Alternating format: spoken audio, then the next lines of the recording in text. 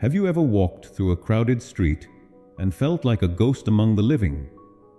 Have you ever watched others embrace, laugh, and share moments while you remained on the outside looking in? There's a silent question that echoes in the hearts of countless souls. Am I fundamentally flawed? You witness connection everywhere. Friends gathered around tables, voices overlapping with warmth.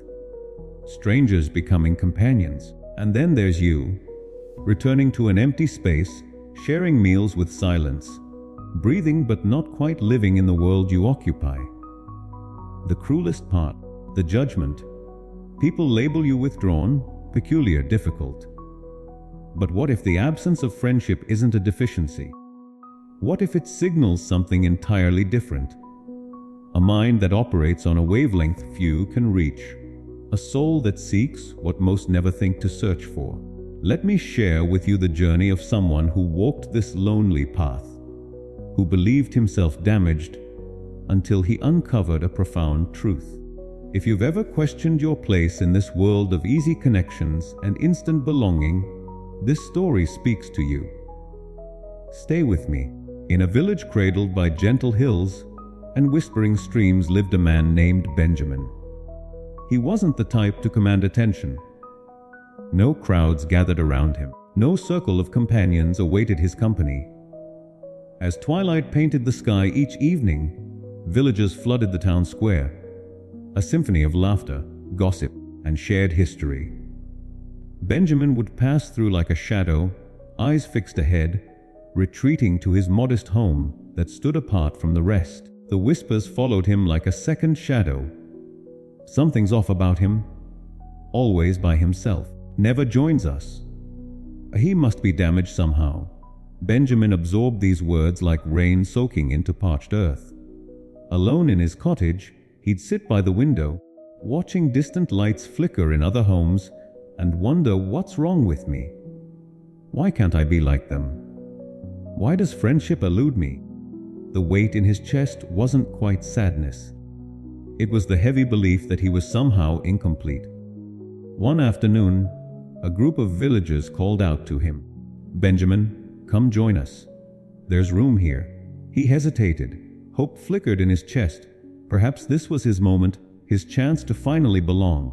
He accepted. They welcomed him with smiles. Laughter surrounded him. Words flowed freely. But as Benjamin settled into their circle, unease crept in. He noticed something unsettling.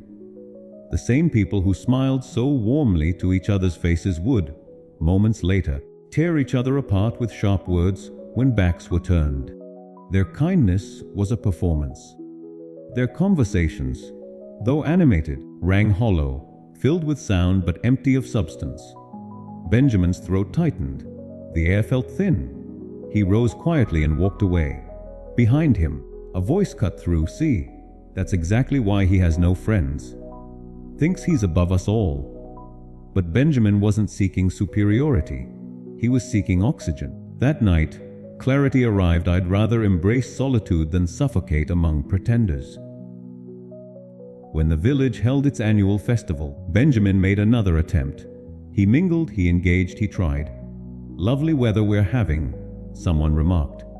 "Indeed," Benjamin replied. "Have you tried the new pastries from the bakery?" "Not yet." The exchanges continued, light, surface level, forgettable. Benjamin forced a smile, nodded at appropriate moments, but inside exhaustion bloomed. These weren't conversations, they were rituals of avoidance, ways to fill silence without ever saying anything real. He wanted to discuss purpose, meaning, the hidden architecture of existence. But no one was searching for depth. They wanted distraction, not discovery. Within an hour, Benjamin quietly departed. As he walked home under star-scattered darkness, guilt didn't follow him this time. Instead, he whispered a truth he was beginning to understand. One genuine connection matters more than 100 empty exchanges. Weeks unfolded. Benjamin continued his solitary existence, but he noticed something peculiar. After even brief social interactions, he felt completely depleted, as if his energy had been drained away. While others seemed recharged by gatherings, Benjamin needed days to recover. Why does this happen to me? Why can't I draw strength from people the way they do? One evening, a traveling philosopher passed through the village.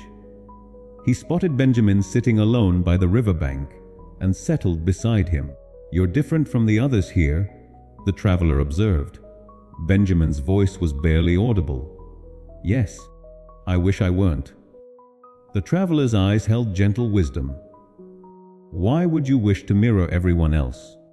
Your consciousness operates on a different frequency. You absorb more, contemplate deeper, and such processing requires tremendous energy." Benjamin looked up, confused. "Some souls are recharged by crowds," the traveler continued. "Others, like yours, are drained by them, not because you're weaker, but because your mind doesn't skim the surface. It dives deep into every interaction, every word, every unspoken feeling." For the first time in his existence, Benjamin felt truly seen. As seasons changed, Benjamin stopped attempting to reshape himself. He cultivated his garden, lost himself in books, wandered forest paths where trees offered better company than most people. In this solitude, he discovered something extraordinary. Completeness existed within himself. The villagers needed constant external validation, entertainment, approval, purpose drawn from others. Benjamin found all of this in his own company. He didn't require an audience to feel significant. He didn't need perpetual affirmation to recognize his worth. He constructed an internal universe, vast, intricate, peaceful. Where others feared being alone with their thoughts, Benjamin found sanctuary there. Slowly, transformation occurred. The belief that he was broken dissolved. In its place, liberation. A young traveler once approached Benjamin with curiosity. "Why do you choose this isolated life? Doesn't loneliness consume you?" Benjamin paused, considering. "I've learned that friendship isn't measured by how many people recognize your face. It's defined by who genuinely understands your soul." The young man sat, intrigued. "In my younger years, I opened my doors too easily," Benjamin explained. "I allowed people into my inner world who had no intention of honoring it. The wounds they left taught me valuable lessons. And now," Benjamin continued softly, "I observe, I wait, I guard my peace fiercely." "But doesn't that isolate you?" the young man pressed. Benjamin smiled, a quiet, knowing expression. "It makes me discerning. And when I finally encounter someone authentic, that connection will hold more meaning than anything I've known." Years passed like water flowing. Benjamin never became popular. No large social circle formed around him. But he found one genuine friend. Elias was a carpenter who had recently settled in the village after loss had reshaped his life. He spoke with intention, listened with presence, and never demanded that Benjamin perform a version of himself that didn't exist. Their conversations were infrequent but profound. Silence between them didn't feel empty. It felt comfortable, honest, necessary. Elias understood the value of quiet. He appreciated depth, and he accepted Benjamin exactly as he was. That singular friendship carried more weight than dozens of superficial connections ever could. Over time, the village whispers faded. Some even began recognizing Benjamin's quiet dignity as strength rather than weakness. One evening, the traveling philosopher returned to the village. He found Benjamin by the same river, but something had shifted. "You've changed," the traveler noted. Benjamin nodded. "I have. For years I believed my lack of friends meant I was defective. Now I understand the reality." "And what reality is that?"